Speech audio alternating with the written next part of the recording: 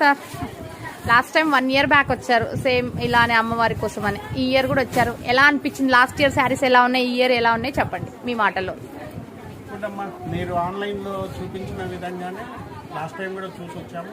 ఆ శారీస్ అన్ని కట్టించిన తర్వాత అమ్మవారికి కళ రావడమే కాకుండా అక్కడ వేలం పాటలు కూడా చాలామంది ఉత్సాహంగా పాల్గొని చీరలు బాగా పాడుకున్నారు.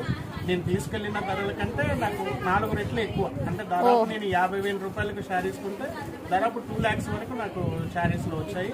అందరూ చాలా సాటిస్ఫైడ్ అయ్యారు.